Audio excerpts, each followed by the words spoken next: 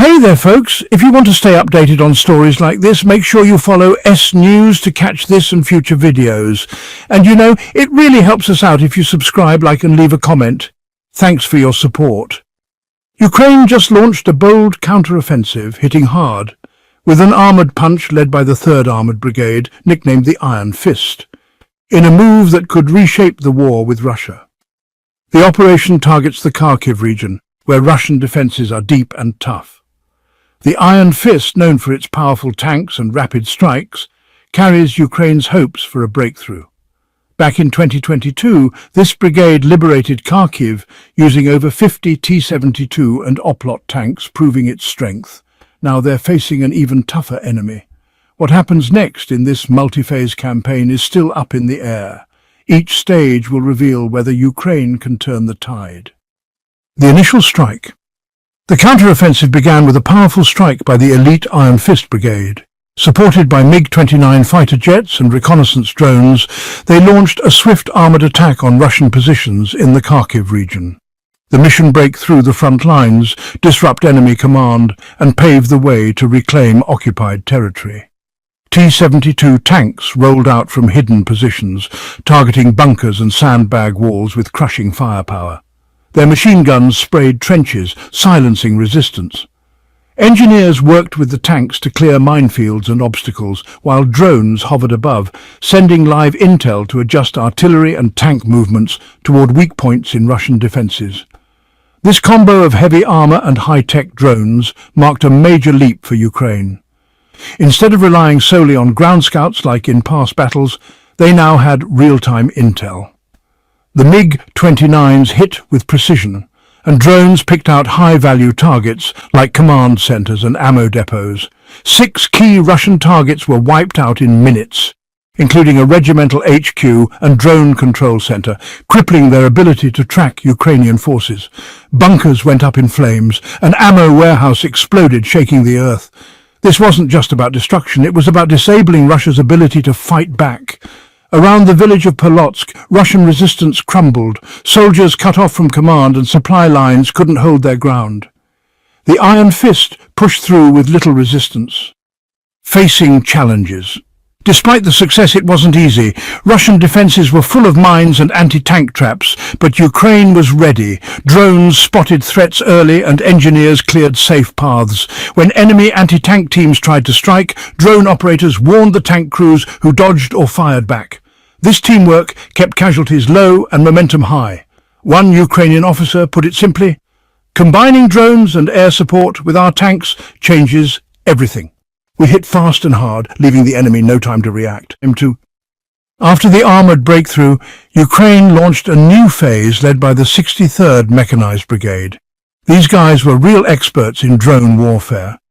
Instead of sending infantry into those deadly minefields, they just, unleashed relentless drone strikes. 2 types of drones played a crucial role here. FPV drones, or first-person view drones, were used almost like precision missiles. Operators would guide them live from hidden command centres, crashing them right into bunkers with deadly accuracy.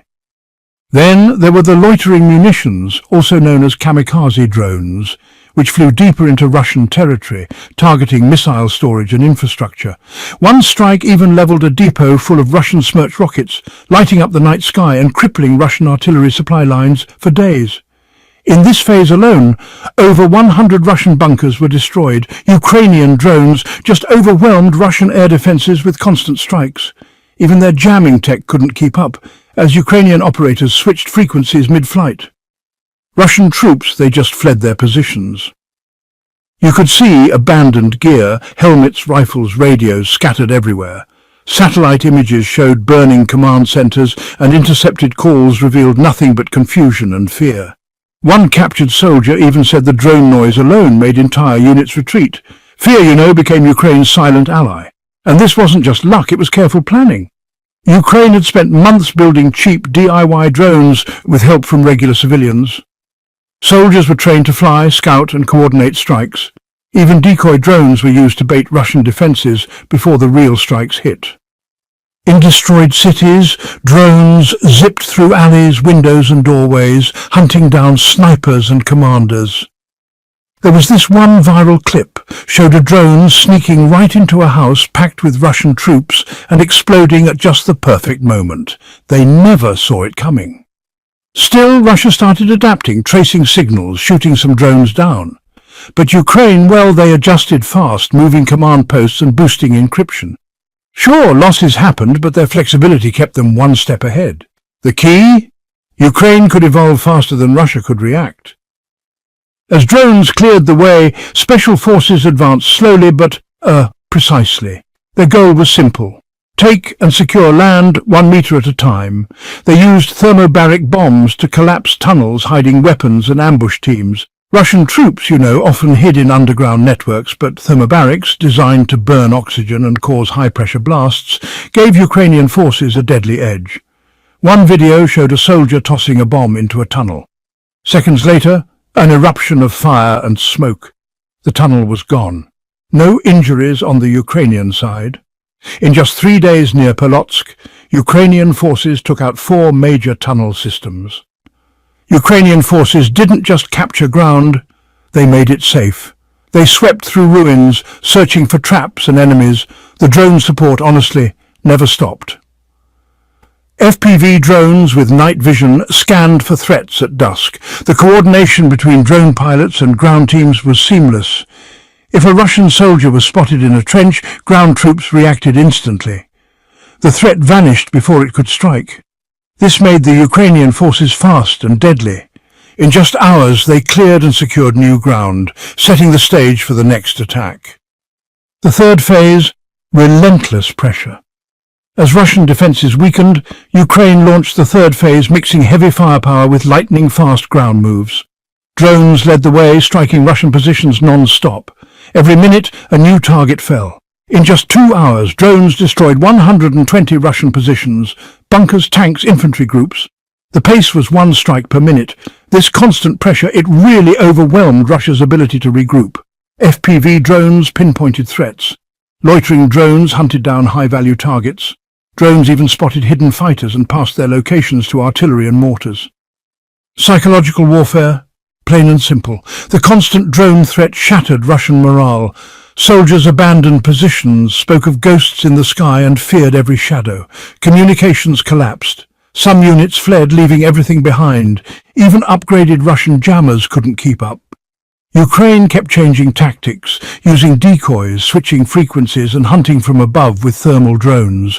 One strike hit a hidden command post in a forest. The explosion ripped through the trees, scattering debris and panic. So, what does it all mean? This campaign proved that smart tactics and innovation can beat brute force. Ukraine's drones didn't just support ground troops, they changed the battlefield. With precise intel and coordinated attacks, smaller forces outmaneuvered a bigger army. This war isn't just about firepower, it's about who adapts faster.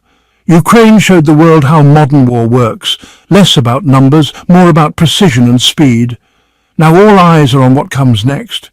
Can Ukraine keep this momentum? Will Russia adapt or escalate? Will Western support hold? One thing is clear. Ukraine just changed the game. Alright, that's it for today. Thanks for listening, folks. Don't forget to follow S News and keep an eye out for future videos. And hey, if you liked what you heard, subscribe, like, and leave a comment. See